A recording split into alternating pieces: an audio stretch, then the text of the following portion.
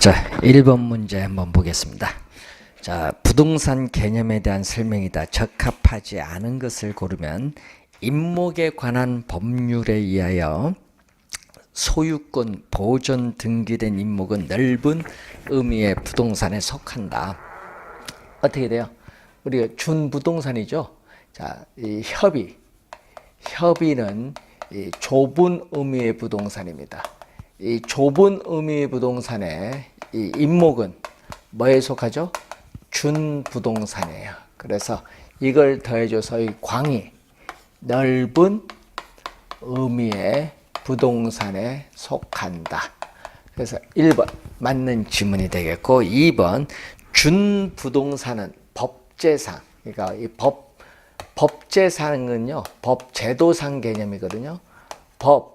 제도상의 개념을 법제상 개념인데, 이 광의부동산은 법제도상 개념이기 때문에 준부동산 맞죠? 시대나 나라 등에 따라 차이가 있을 수 있다. 맞고요. 협의부동산에는 이 준부동산이 포함되어 있지 않습니다. 부동산의 경제적 가치는 동산의 경제적 가치보다 큰 것이 일반적입니다. 자, 5번이 정답인데, 부동산은 권리의 공시 방법이 동산과 다른데 그 이유는 부동산의 물리적 절대량이 한정되어 있기 때문에 아니라 바로 뭐 때문에 그렇죠? 우리 부동산, 토지의 지리적 위치가 고정되어 있기 때문에 그래요. 부동산이죠. 토지의 지리적 위치가 고정되어 있기 때문. 부동산은 공시 방법으로서 등기, 동산은 점유로서 권리의 공시 방법을 서로 달리하는 근거가 됩니다.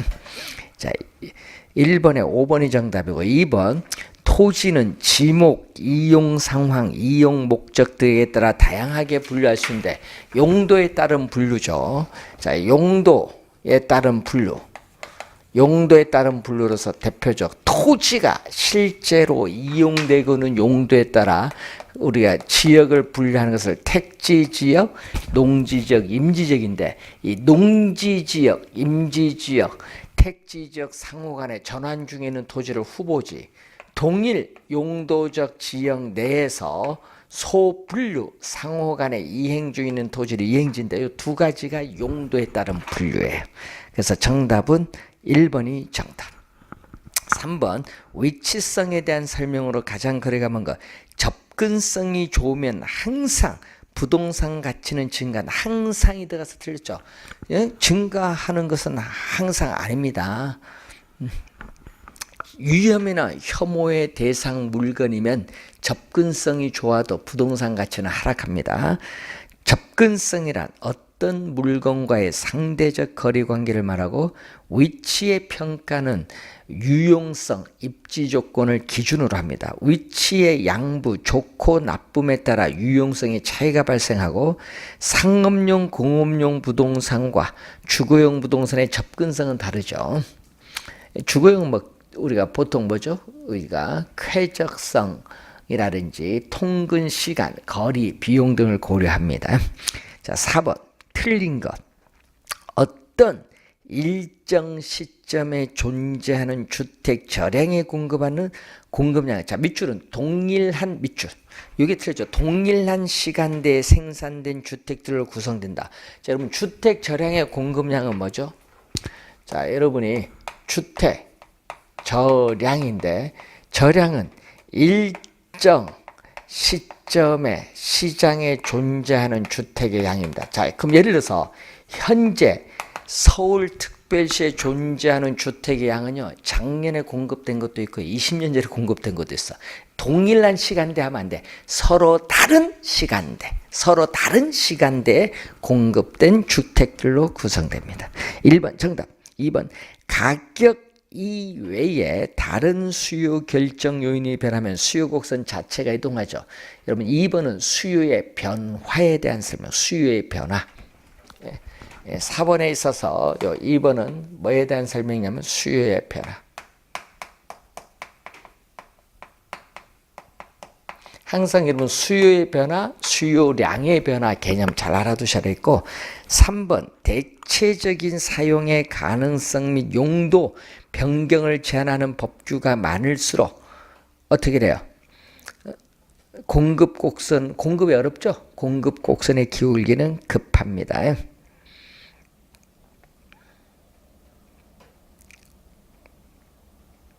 생산 요소 가격, 예를 들면 노동에 대한 가격, 임금인데 이러한 생산 요소 가격이 하락을 하면은 생산비가 하락을 하기 때문에 이전보다 공급량은 더 많아져요.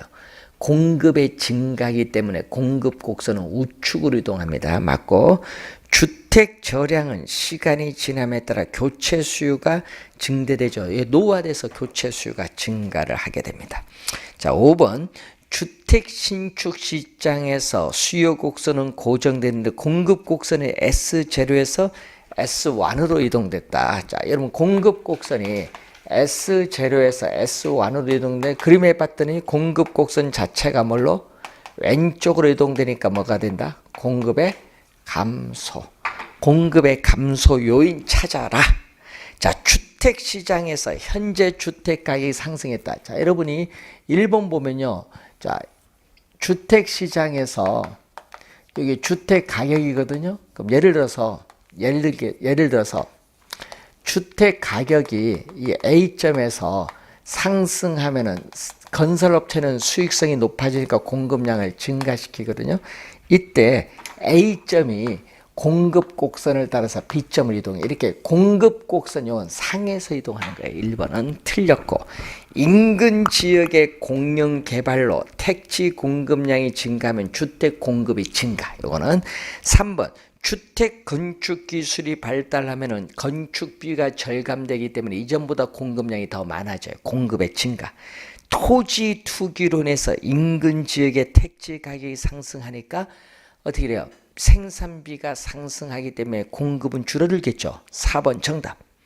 보금자리론의 이자율이 하락을 하면은 어떻게 돼요? 우리는 소비자의 이자 부담이 낮아지니까 어떻게 돼요? 수요는 증가합니다.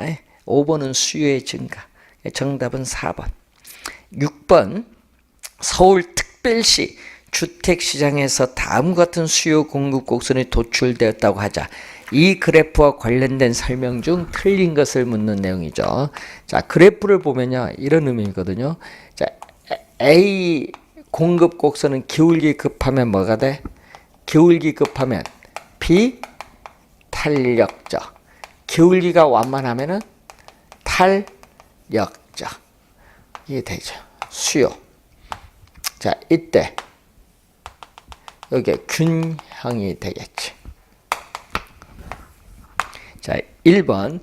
동일한 주택 시장이라면은 공급 곡선 SA의 측정 기간은 SB보다 더 짧았다. 여러분, 단기의 공급 곡선은 기울기가 급한 비탄력적이고 장기 공급 곡선은 기울기가 완만한 탄력적이니까 당 요것보다 기간이 짧겠죠. 맞는지만. 2번. 주택 시장이 다르다면은 수요가 증가한다. 자, 여러분 수요가 증가하면 어떻게 돼? 이렇게 되죠. 수요가 증가하면은 가격은 오르는데 기울기 급한 A가 더 많이 오르고 기울기가 완만한 B는 요거죠. B보다 A의 가격 상승폭이 더 커요.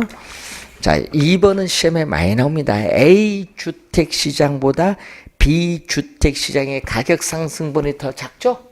맞는 지문. 3번. 주택 가격의 변화로 인한 주택 수요량의 변화폭은 A, B 모두 똑같죠. 여러분 수요 곡선은 변화가 없잖아요. 자, 여러분 주택 가격이 이렇게 하락을 하면은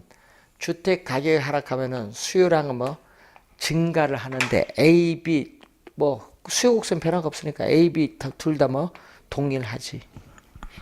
4번. 주택 가격이 동일하게 인상될 경우에, 자, 주택 가격이 동일하게 오른다. 자, 볼까요? 균형에서 주택 가격이 오른다. 자, 주택 가격이 오르면 어떻게 돼요?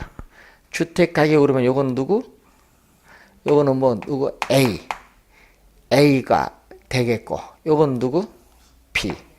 예? 여기서 요건 B. A, B. A보다 B가 공급량이 더 커요. 4번 틀렸네요. 정답. 그림 딱 그려보면 이해가 빠른 거예요. 이제. 5번. 동일한 주택 공급 규제 완화 조치가 있을 경우 공급이 증가하죠. 공급이 증가하면 어떻게 돼? 공급량 증가는 어디가? 비탄력적은 적게, 탄력적은 많이 증가하겠지. 그래서 같지 않은 것으로 봐야 한다. 왜? 하나는 비탄력적, 하나는 탄력적은 같지 않겠지. 그래서 정답은 4번. 7번. 어떤 지역의 주택시장을 분석한 결과 지역 거주 주민의 평균 소득이 10% 증가하면 수요량은 소득 전과 비교해서 5% 증가했다. 하여튼 소득이 나오면요. 소득이 나오면은 뭐야? 주택 수요의 뭐다? 소득 탄력성. 이 자극을 주는 소득은 분모, 분자는 뭘로 간다? 수요량으로. 가겠죠. 이 소득의 변화율에 대해서 주택 수요량이 몇 프로 변화하는가 이걸 묻는데 몇 프로? 소득이 몇 프로 증가했다? 10% 증가했을 때 주택 수요량은 몇 프로? 5% 증가했다. 여러분 이거 중요한 건요. 이렇게 소득이 증가할 때 수요량이 증가하면 같은 방향으로 변하면 뭐다? 플러스. 같은 방향으로 변하면 플러스인데 10분의 5니까 얼마? 2분의 1, 0.5죠. 요건 0보다 큰데 이때 주택 수요의 소득 탄력성이 0보다 크면은 이 상품은 무슨 상품? 정상제야. 소득이 증가할 때 수요량이 증가하는 상품은 정상제. 수요 소득 탄력성 얼마? 0.5입니다. 5번 정답인데 하여튼 정상제입니다. 자, 8번 문제로 갑니다. 우하향하는 수요 곡선과 우상향하는 공급 곡선을 가지는 시장에서 수요의 감소폭이 뭐보다 크다? 자, 수요, 공급이 주어졌을 때 이게 최초의 균형이죠. 최초의 균형 상태에서 수요의 감소폭이 공급의 증가폭보다 크다. 자, 여기에 수요의 이 감소폭이 뭐보다? 공급의 증가폭보다 이게 더 크다. 그러면 이 새로운 요 균형점에서 균형 가격은 하락하고 거래량은 감소한다. 균형 가격은 하락하고 거래량은 감소합니다. 4번 정답. 자, 9번 문제로 갑니다. 자, 9번 문제는 토지 시장에서 종래의 수요 함수가 이렇게 변한 거죠. Q1D. 자, Q1D가 1400 마이너스 4P가 뭘로 변했다? Q2D인 1500, 1400에서 1500의 수요가 뭐 했다? 뭐 증가를 했겠지. 그리고 공급은 Q1X가 800 플러스 2P. 공급도 얼마? 우리 Q2X가 800이 1200으로 바뀌었거든요. 그러니까 공급도, 수요도 증가, 공급도 증가를 했어요. 그럼 균형 가격은 얼마나 변동하느냐. 그럼 여기에 바로 뭐죠? 하여튼 우리 따질 때 이게 최초의 균형이야. 자, 그럼 최초의 균형 상태일 때는 항상 뭐가 같다? 하여튼 균형을 구할 때는 수요량과 공급량은 항상 뭐하다? 같다. 수요량과 공급량은 항상 같다. 놓고 풀어야 돼. 그럼 수요량은 1400 마이너스 4P가 수요량이고 공급량은 800 플러스 2P가 공급량 같다는 얘기지. 그럼 넘어가면 4P에 2P 더주니까 6P고 1400에서 800 빼주니까 얼마? 600. 그럼 균형 가격은 얼마죠? 100. 균형 가격만 따지면 돼요. 자, 여기 새로운 균형이죠. 자, 여러분 수요 곡선과 공급 곡선이 이동했어요. 수요 곡선과 공급 곡선이 이동했을 때 새로운 균형은 Q2D와 Q2S가 같아야 돼. 그럼 1500 마이너스 4P와 1200 플러스 2P가 서로 같다. 넘어가면은 6P는 1500에서 1200 빼니까 300. 그러면 균형 가격은 얼마? 50. 그럼 균형 가격은 100에서 50으로 얼마만큼? 50만큼 뭐 한다? 하락을 하고 있다. 1번 정답. 네, 요거 항상 균형을 따질 때는 수요량과 공급량이 같다 놓고 계산하시면 돼. 10번 부동산 시장의 특성을 설명한 것이다. 가장 거래가 뭔가?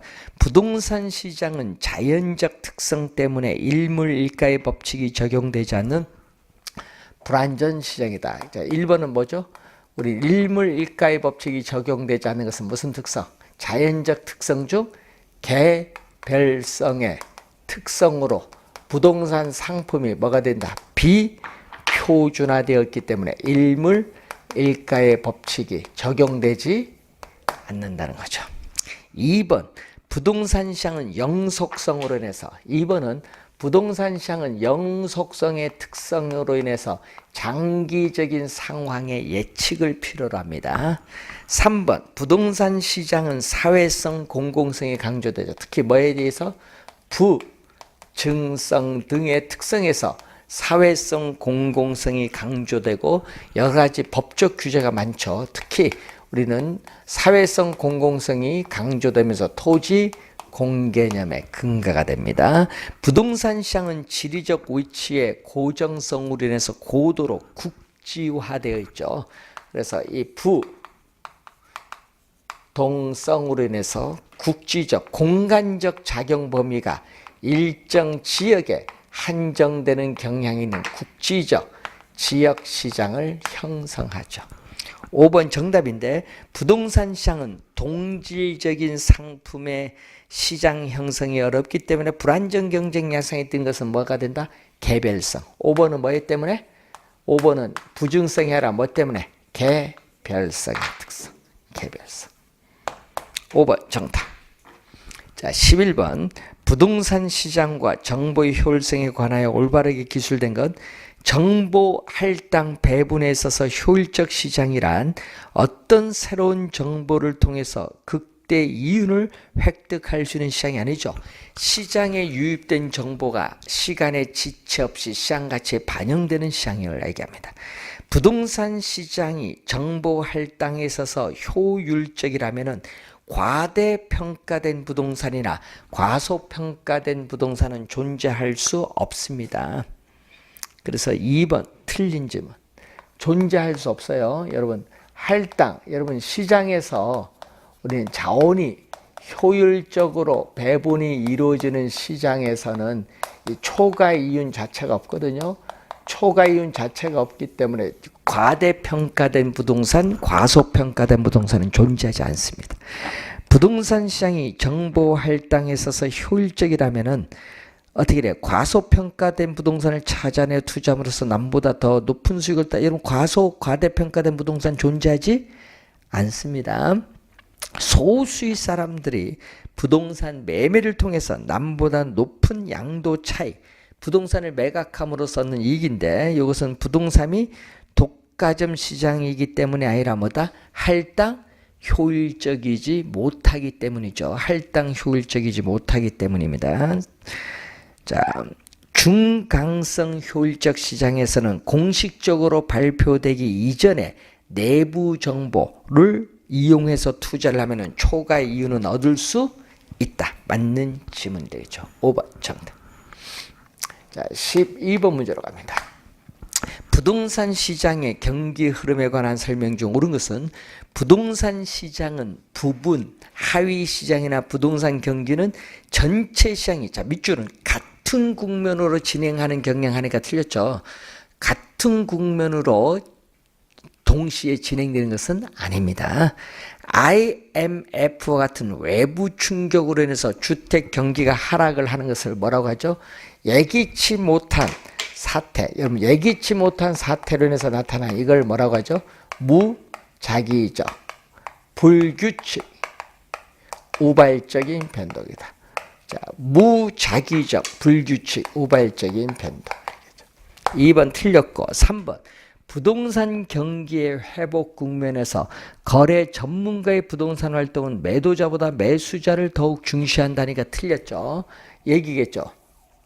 자, 이런 형태로 올 때 이 회복, 바닥을 통해서 올라가는 이 회복 시장과 상향 시장에서는 가격이 오르기 때문에 매도자는 거래를 뒤로 미루려고 하고 매수자는 거래를 앞당기려고 했기 때문에 여기는 뭐가 중시된다? 매도자의 매도자가 중시되는 시장, 매도자입니다. 자, 그리고 4번 장마철에 주택의 공실이 늘어나는 형상은 무슨 변동? 우리는 계절적 변동. 이 계절에 따라 정기적으로 나타나는 변동입니다. 계절적 변동. 4번도 틀렸고 5번 부동산 시장 참여자 대다수가 가격 상승에 대한 기대, 예상을 가지고 있다면 현재 수요가 증가하기 때문에 부동산 가격은 급격히 어떻게 상승할 수 있습니다. 5번 정답. 자, 13번 정부의 부동산 시장 개입에 대한 설명 중 틀린 것. 경제적 측면에서는 부동산 시장의 효율성을 높이기 위해서 개입을 할 수 있습니다. 또 정치적 측면에서는 사회적 형평성을 높이기 위해서 개입할 수 있죠. 예를 들어서 뭐 누진세를 부과한다든지. 자, 정의 외부 효과를 조장은 촉진이죠. 촉진함으로써 사회적 후생복리 증진을 위한 개입도 있죠. 예를 들면 뭐 공원을 조성하기 위해서. 생산 과정에서 사회적으로 바람직한 상태보다 과다의 동그라미. 여러분 과소 주의해야 됩니다. 과다입니다. 생산되는 마이너스 외부 효과 문제를 감소시키기 위해서 정부가 시장에 개입을 할 수 있습니다. 4번 정답이고 5번 도시의 무질서한 확산. 여러분 도시의 무질서한 확산을 방지, 억제하기 위한 제도가 바로 뭐죠? 그린벨트. 개발 제한 구역을 지정하는 거예요. 재정비 촉진지구가 아니라 개발 제한 구역을 지정하고 있습니다. 14번 공공재의 특성 중 비배제성. 자, 여러분 공공재는 어떤 특성을 가지고 있죠? 공공재는 중요한 건 소비에 있어서 공공재를 소비한다 하더라도 우리는 다른 사람의 편익을 줄이지 않죠. 경합이 없어요. 그리고 또 소비에 뭐가 있다? 비배제성. 아무런 대가를 지불하지 않는 사람도 공공재의 사용으로부터 어느 누구도 배제할 수 없기 때문에 뭐가 발생한다?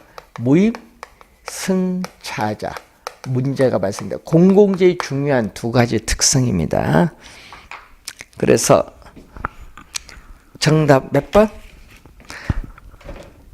3번이 정답이죠. 대가를 지불하지 않는 사람도 공공재의 사용으로부터 어느 누구도 배제할 수 없으니까 소비할 수 있습니다. 1번은 뭐죠? 1번은 비경합성. 1번은 비경합성. 3번은 비배제성. 15번 토지은행제도 설명. 자, 양립하기 어려운 용도의 구역. 예를 들면 양립하기 어려운 하면 예를 들어서 주거용, 공업용 이런 거죠. 양립하기 어려운 용도의 구역을 통해서 마이너스 외부 효과를 차단, 제거함으로써 토지의 효율적 이용을 도모하게 한 정책. 요거 지역지구제. 자, 15번에 1번은 지역지구제에 대한 개념.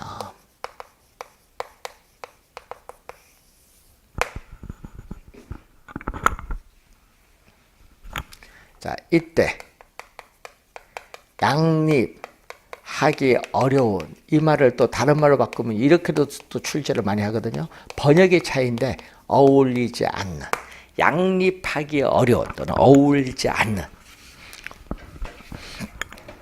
자, 공공재나 공공시설을 위한 토지를 저렴하게 그리고 적시에 공급할 수 있으며 공공의 가치 또는 개발이익이 사회에 환원할 수 있다. 2번 장점입니다. 정부가 토지를 매입을 한 후 보유하고 있다가 적절한 때 이를 매각하거나 공공용으로 사용하는 제도. 이건 개념. 토지은행제도는 공영개발, 공공임대 보유제 등과 같이 정부의 직접 개입의 항목, 직접의 동그라미, 간접이 아닙니다. 직접. 자, 5번 비축 토지 용도가 불분명한 상태에서 매입을 할 경우에는 정부 자체가 투기자의 역할을 할 수도 있죠. 5번은 단점. 5번은 단점. 토지은행제도 개념 3번 지문 많이 출제를 또 하고 있고요. 자, 16번. 정부의 정책은 주택시장에서 일정한 효과를 나타낸다. 이러한 효과에 대한 설명 중 옳은 것은 공공임대주택 정책의 시행은 사적 시장에서 공공임대주택 공급량만큼 어떻게 돼요? 저가주택의 증가를 가져오는 것이 아니라 뭐다? 감소를 가져요. 공공주택이 늘어나니까 사적 시장에서 이동을 할 거 아니에요. 그러면 줄어들지. 1번 틀린 질문. 증가를 가져오는 것이 아니라 감소. 2번 저소득층의 주거 안정을 위하여 시장 임대료보다 낮게 주택 임대료를 규제하면 장기적으로 주거 환경이 악화가 돼요. 이 얘기거든요. 예, 우리가 시장에서 수요와 공급에서 결정되는 요 임대료가 균형 임대료입니다. 이 균형 임대료인데 문제는 이 균형 임대료보다 낮게 이렇게 규제를 하게 되면은 누가 손해를 봐요? 예? 요 가격 차이만큼 임대인이 손해를 보기 때문에 임대인은 임대주택을 유지 보수 비용을 지출하지 않기 때문에 임대주택에 대한 질적 수준은 저하되면서 주거 환경이 악화돼요. 맞는 질문이죠. 2번 정답. 3번 정부가 주택 임대료를 규제할 경우에 신규 임차인이나 기존 임차인은 암시장 가격을 부담하는 분리분다. 기존 임차인 밑줄 여기 들어가면 안 되지. 여러분 어떻게 돼요? 여러분 사회적으로 수요는 이만큼 증가를 하는데 임대는 손해를 보니까 공급은 이렇게 줄이겠지. 공급량은 줄어들죠. 그래서 공급은 이 정도밖에 안 되는데 수요는 이만큼이 되니까 이만큼의 뭐가? 우리는 초과 수요가 발생하면서 암 시장이 형성이 되겠죠. 그러면 이 공급량 수준에서 수요 곡선과 만나는 점, 이 점이 암 시장에서의 가격인데 이 가격은 신규 임차인이 부담하고 기존 임차인은 규제 임대를 내지. 그러니까 기존 임차인 들어가면 안 돼요. 틀린 질문. 4번 주택 공급 곡선이 완전 비탄력적이다. 자, 이렇게 주택 공급 곡선이 완전 비탄력적이다. 자, 주택 공급 곡선이 완전 비탄력적인 수직선의 형태다. 자, 이런 형태가 주어졌다. 자, 이럴 때는 세금을 부과하더라도 공급이 고정됐거든요. 그럼 가격은 변화가 없어. 문제는 가격이 변화가 없어. 여러분 공급자에게 세금을 부과하더라도 가격 자체가 변화가 없거든요. 그럼 가격이 변화가 없으면은 수요자에게 가격 인상을 통해서 조세를 전가시킬 수 없기 때문에 누가 다 부담해야 된다? 이때는 조세가 전가가 안 돼요. 그러면 공급자가 전액 부담. 공급자, 여러분이 공급자가 조세를 우리는 전액 부담한다. 수요자가 아닙니다. 공급자.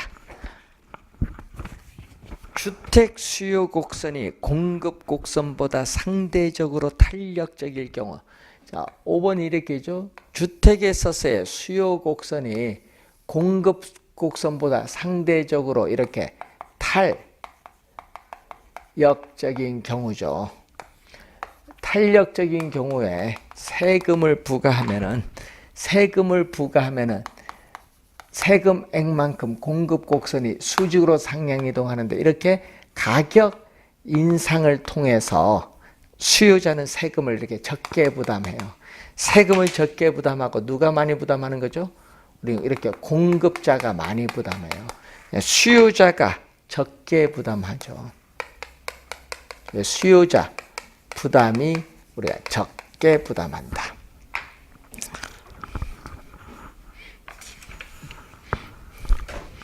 그래서 어떻게 돼요? 수요자가 부담이 적으면 역진세가 아니죠. 수요자가 세금을 더 많이 부담하는 게 역진세인데 틀린 질문. 2번 정답.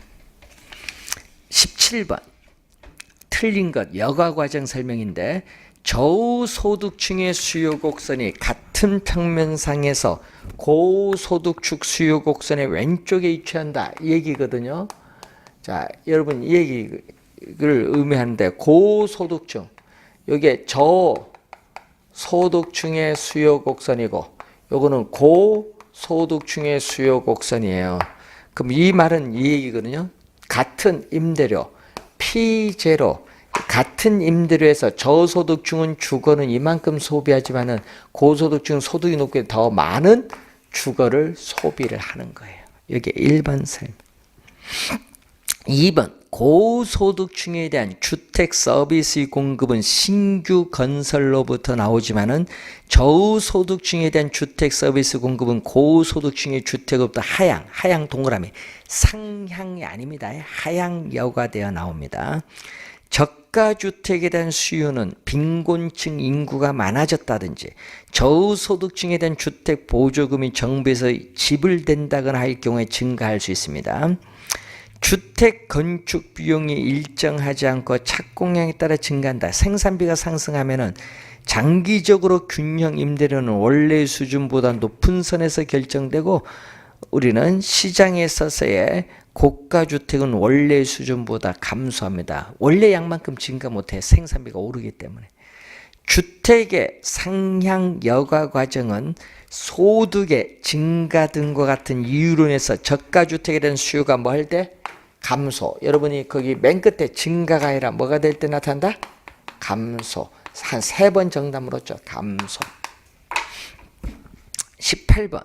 부동산 조세의 경제적 효과에 대한 설명 중 틀린 것. 양도소득세가 중과가 되면은 주택 소유자는 주택을 처분하면 세금을 많이 내야 되기 때문에 처분을 안 해요. 처분을 기피하는 주택 공급의 동결 효과로 인해서 주택 가격은 오히려 상승할 수 있습니다. 맞고, 임대주택에 재산세가 부과되면 부과된 세금은 장기적으로 임대료 인상을 통해서 임차인에게 전가될 수 있습니다. 수요가 탄력적일수록, 이렇게 수요가 탄력적일수록 이게 누가? 수요자 부담은 적어요. 그래서 여러분 암기한 게 있죠? 탄력적일수록 뭐다? 탄력적일수록 세금 부담을 적게 하기 때문에 유리합니다. 수요가 완전 비탄력적. 자, 여러분이 수요가 완전 비탄력적이다. 자, 이렇게 수요가 완전 비탄력적인 우리가 수직선일 때는 세금을 부과하면 어떻게 돼요? 이렇게 세금을 부과하면은 세금액만큼 공급 곡선이 수직으로 이동하는데 이 세금 전부가 가격 인상을 통해서 누구에게? 수요자에게 100% 전가돼. 누가 다 부담한다? 수요자가 전액 부담. 4번 정답. 수요자가 모두 부담. 토지의 공급 곡선이 완전 비탄력적인 상황. 자, 이렇게 토지 공급 곡선이 완전 비탄력적인 상황에서는 공급이 고정됐어요. 고정됐기 때문에 토지 보유세가 부과된다. 자, 토지 보유세를 부과하더라도 공급량 자체가 변하지 않아요. 공급량 자체가 불변이기 때문에 어떻게 돼요? 조세가 전가가 되지 않거든요. 그래서 우리는 자원 배분의 왜곡을 초래하지 않는 효율적 세금이 됩니다. 맞는 지문이죠? 5번도 시험에 많이 나오는 지문이네요. 자, 19번. 오염 회피적인 성향을 가지고 있는 갑은 다음에 2가지 투자 대안에서 우리는 투자 분석하는데 투자 금액은 1억 원인데, 자, 19번에 1번에 뭐죠? 대안 A에 투자를 한다면 기대 수익률. 자, 기대 수익률은 얼마? 기대 수익을 구해야겠죠. 먼저 기대 수익은 얼마? A일 때는 얼마? 금리 인하 조치가 취해질 때는 얼마? 5천만 원. 그리고 정상적일 현행 금리 수준이 유지될 경우는 얼마? 3천만 원. 그리고 금리 인상 조치가 취해지면 얼마? 1,000만 원일 때 이 가중친 확률을 곱하죠. 얼마? 20%는 100%의 20%는 0.2, 100%의 60%는 0.6, 100%의 20%는 0.2죠. 곱해주면 얼마가 돼요? 요거는 1,000만 원. 요거는 얼마? 1,800만 원. 요거는 200만 원이니까 얼마 나온다? 3,000만 원이 나오죠. 자, 기대 수익은 3,000만 원이고, 자, 이렇게 주어졌을 때 기대 수익률. 자, 기대 수익률은 부동산을 취득하는데 총 투자 금액에 대해서 기대 수익, 총 투자 금액은 1억이죠. 1억 원에 기대 수익은 3천만 원이죠. 곱하기 100 하니까 몇 프로? 30%. 대안 B에 투자한다. 자, B에 투자했을 경우에 기대 수익은 얼마냐? 금리 인하 조치가 취해질 경우에 2천만 원. 예? 그리고 현행 금리 수준이 유지되는 게 2,500만 원. 그리고 금리 인상 조치가 취해졌을 경우에 3천만 원. 곱하기 여기는 몇 프로? 20%. 여기는 60%. 20%. 얼마죠? 400. 여기는 얼마? 1,000만 원.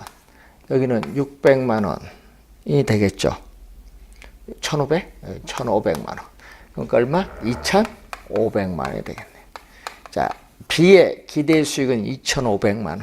그러면 기대 수익률은 총 투자 금액 1억 원에서 기대되는 수익 2,500만 원 곱하기 100 하니까 25%.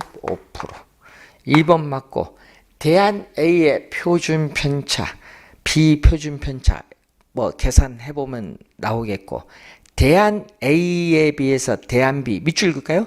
실제 수익률이 기대 수익률에 가까울 가능성이 크나. 자, 실제 수익률이 기대 수익률에 가까울 가능성이 크다. 이 말은 위험이 작다. 위험이 작다는 말이에요. 위험이 작다는 것은 표준 편차가 작다. 그럼 표준 편차가 작은 게 뭐? B죠. 그래서 B 맞는 질문. 자, 그리고 5번 질문 보면은 기대 수익률을 보면은 A가 몇 프로? 30%, B는 25%. 표준 편차를 보면은 A는 얼마? A는 1,265만 원. B인 경우는 316만 원. 또 이게 크죠. 자, A가 B보다 기대 수익률도 높고 위험도 높은 경우에는 평균 분산의 지배 원리를 적용할 수 없다. 그러면은 투자자의 위험에 대한 태도에 따라 A를 선택할 수도 있고 B를 선택할 수도 있어요. 근데 A에 우선적으로 투자하니까 틀린 점은 투자자의 위험에 대한 태도에 따라 A를 선택할 수도 있고 B를 선택할 수도 있습니다. 20번 부동산 투자의 위험과 수익에 대한 설명 중 옳지 않은 것. 위험이란 손실의 가능성인데 미래의 불확실성 때문에 발생하죠. 융자 비율, 대부 비율이 높을수록 지렛대 효과는 커질 수 있습니다. 근데 또 원리금 상환 부담도 대출금이 많아지는 감소하는 것이 아니라 증가한다. 2번 정답. 무위험률은 투자 위험을 전혀 감수하지 않을 경우 얻을 수 있는 수익률로서 국채 수익률을 말하죠. 투자에서 예상한 결과와 실현된 결과가 달라질 가능성, 위험의 개념이고 5번 요구 수익률에는 뭐가 포함된다? 투자자가 요구하는 수익률, 요구 수익률에는 위험을 전혀 수반하지 않을 경우에 얻을 수 있는 수익률에다가 증대되는 위험에 대한 대가인 할증률을 더해주면 되죠. 그럼 위험 할증률은 요구 수익률에 포함되어 있다 없다? 있죠. 맞는 질문이 되겠습니다. 자, 21번 1년간 유효 총소득이 1억 원인 임대 빌딩이 있다. 순영업소득. 자, 여러분 얘기죠. 유효 총소득은 1억 원. 1억 원에 뭐를 빼야 돼? 영업 경비를 빼주면은 순영업소득 얼마 나오죠? 자, 영업경비 얼마? 자, 영업경비에 우선 감가상각비는 영업경비에 포함되지 않습니다. 수도요금 포함되죠. 300만 원 포함되고 재산세 1,500만 원 포함이 돼요. 네? 그리고 화재보험료, 소멸성 보험료는 화재보험료 700만 원 포함돼요. 공실손실 상당에 포함만 되고 유지관리비에 포함되죠. 얼마? 3천만 원 포함돼요. 전기료 포함돼요. 200만 원. 그런데 또는 뭐는 소득세, 융자 원리금 포함 안 되고 불량부채 포함 안 돼요. 이거 다 대주니까 얼마?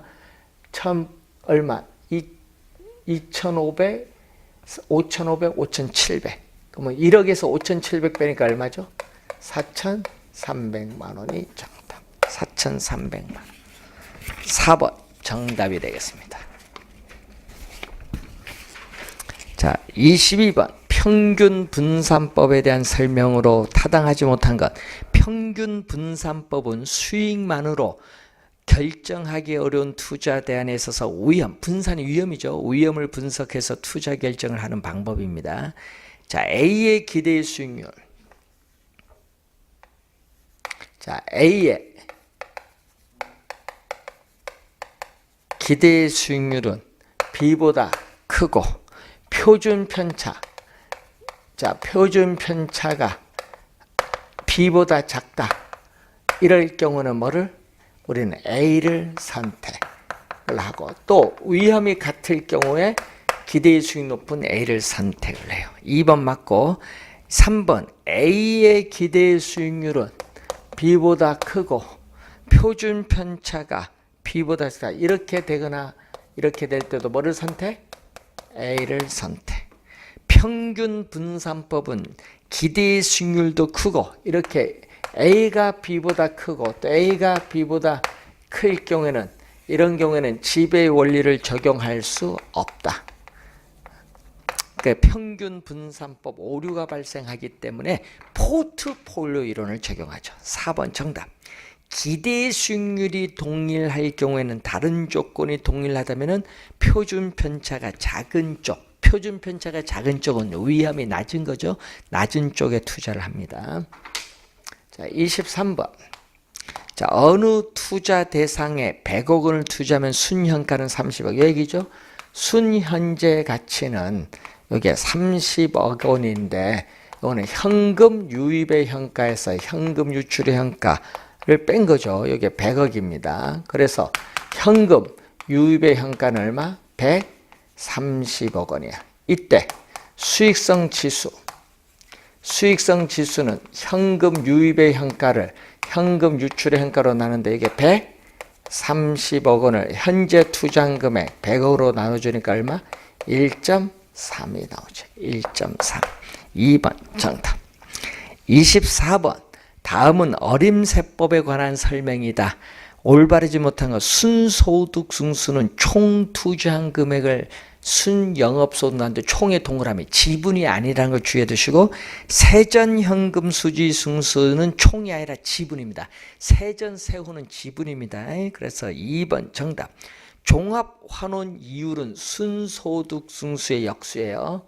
그리고 순소득 승수는 총 투자한 금액을 순영업소득을 가지고 회수하는 데 소요되는 기간을 말하기 때문에 자본 회수 기간이라고 하죠. 그래서 순소득 승수가 10이라는 것은 총 투자한 금액, 자본을 회수하는데 몇 년? 10년 소요된다는 걸 말합니다. 조소득 승수가 얼마? 5다. 자, 여러분, 조소득 승수는 총 투자한 금액이 부동산 가격입니다. 총 투자한 금액이 부동산 가격인데, 이게 5고 여기 얼마? 조소득이 2천만 원이면 총 투자한 금액 부동산 가격은 곱해주니까 얼마? 1억 원이 되겠죠. 자, 24번 문제까지 풀었습니다. 자, 잠시 약간 쉬고 25번부터 진행하겠습니다.